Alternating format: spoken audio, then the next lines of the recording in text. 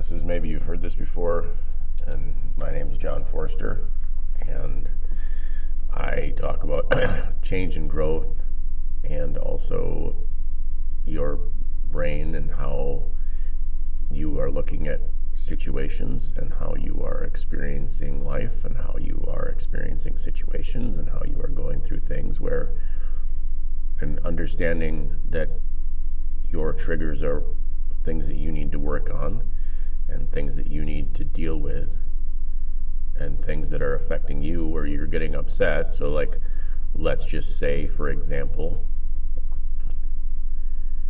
you have to wait in line at the store and you get super agitated because you're 5 people deep and you're waiting to check out. So you are not upset about waiting to check out. You are upset about something else. Whatever you have to do with your day, whatever's going on with your kids, whatever the last fight you had with your husband, whatever it is, we are projecting our bullshit basically onto a situation. And we are trying to then make the situation, because then we can control that situation. Well, they don't hurry up. But we are not understanding that those people that is their job. They are offering us a service. They are helping us get checked out to buy our crap. They are not there because they are trying to fuck up your day or make you miserable or ruin your life because they are checking you out slow. They don't have that much to do with your existence. But you are triggered because of you. You are not triggered because of the line. You are not triggered because of anything other than you. So you, as in the royal you, I'm not just singling people out listening to this video or being like, oh my God, you're the worst. I'm not saying that. Humans have this innate ability to be triggered and then blame the other person for their triggering. And you can fix that behavior. You are capable of fixing the things that trigger you. Now, some people aren't. There is a certain stigma of the population who are complete and total stuck in their ego, and I think that you can still fix that. It's just harder. And I think that you need some form of psychotherapy, like inpatient therapy, but in order to admit that you have a problem, you have to admit that you have a problem. And most people who have a problem that is really bad where they aren't the problem, well, that's not me, that's not, I have nothing to, like, I'm not the problem. They are never going to admit that they're the problem, and that is when you have to walk away from that person and acknowledge that, wow, that person is an asshole. And then you can say, wow, that person is never going to change. That person is never going to fix themselves. That person is blah, blah, yada, yada, whatever you want to say.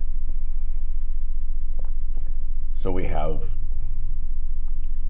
the issue where we are trying to fix somebody instead of acknowledging that we don't need to fix anybody and that we just need to fix ourselves.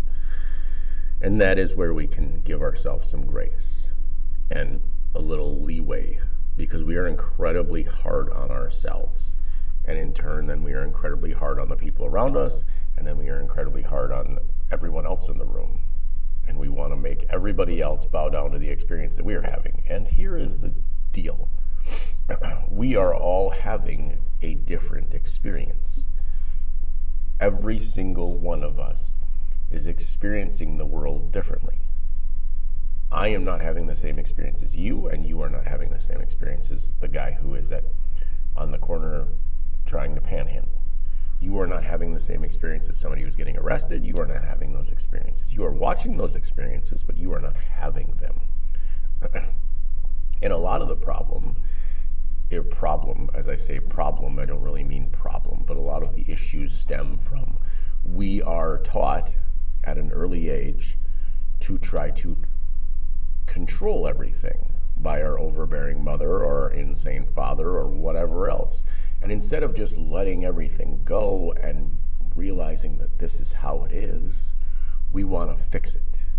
We want to fix when our uncle gets cancer, or we want to fix when our dad gets sick, or we want to fix when our mom is dying, or we want to fix when our kid gets bullied, or we want to fix it instead of allowing them to feel those emotions acknowledging that we can't fix anything.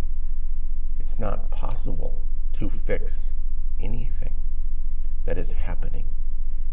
The harder we try, like let's just say your dad is losing his mind because he has dementia. And that's very sad, but you can't fix that for him.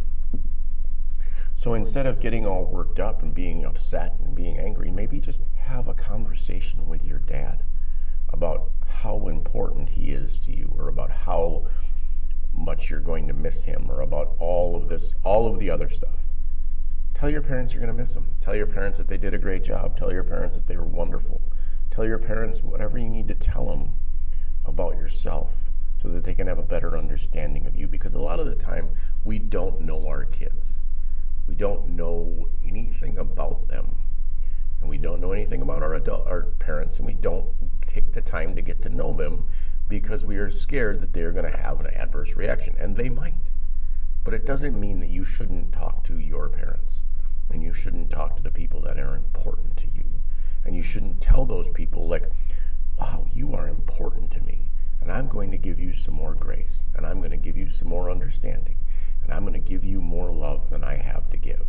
And I'm going to do this, and I'm going to do that, and I'm going to accept what is going on instead of trying to change what is going on. Instead of looking at a situation and be like, I got to fix that. Look at it and say, well, that's how it is, and I can't fix that person. And you allow those people to be how they are, and that's about them, not about you. That's nothing to do. The way people behave towards you has nothing to do with you and everything to do with them. And some people aren't capable of change. And I think that everybody is capable of change. You just have to admit that you need to change, and that nothing external can make you happy. And those are the first two steps, is that I can change and that I am going to make myself happy. And therefore, then you will be able to cut yourself some slack. Because the most important part of life is that we are so hard on ourselves. We dump all of this pressure and dump truckloads of shit onto ourselves, and we expect to be perfect. And you are not perfect. No one is perfect. Everyone is fucked up in some way. Unless you're an enlightened monk or a Hindu priest, or you've been doing this for a long time, and then you don't have any, then you are in control of your emotions and reactions and feelings, and most of us aren't. But everybody can be. And that is the beauty of this life, is that everyone can stop overreacting to emotions and feelings. And everyone can feel their feelings and let them go. Because we are not holding on to the feelings, we are holding on to what the feelings mean to us in our head and in our body. And the trauma and the guilt that is associated with the trauma is what you're holding on to. At some point, you got to just realize that you can let that go and stop feeling guilty for everyone around you, because you can't fix anybody. You can't fix anyone but yourself. And that's the hardest part.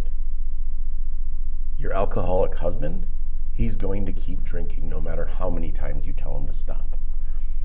He's going to keep your heroin addict nephew, he's going to keep doing heroin. All you can say is, hey, I care about you. I want the best for you. When you are clean, you can come talk to me, because I can't help you. And that's the other problem. We can't help everyone. We can't help anybody if they don't want help. If no one is willing to listen to the help that you are offering, it's not going to matter. No amount of saying you're going to get an OWI to your husband, who has 5 of them already, is going to stop him from drinking and driving. What's going to stop him from drinking and driving is, say, the house is going to be locked when you get home if you decide to drive home. I don't care how much you drink, but don't drive. Don't be a moron. Or whatever the case may be. You can establish boundaries with somebody, and you can say, hey, I'm not going to do that anymore. I'm not going to allow you access to me because you are an asshole, or you are an alcoholic, or you are a heroin addict, or you are a meth addict, or you are any form of anything I'm sick of the anger. I'm sick of trying to make everything perfect for you because it's not possible, asshole. It's not possible to make things perfect for anybody else. But everything will work out as it should. We just need to cut ourselves a little bit of grace and give ourselves a little bit of what we are looking from somebody else. Because we are capable of making ourselves happy. It's just internally, not externally. And that's a really hard concept for a lot of people to understand. But you can do it. You are wonderful. You are amazing, and you are worth it. Thank you for listening. Like, comment, subscribe, all that fun jazz. Have a beautiful day. I will talk to you later.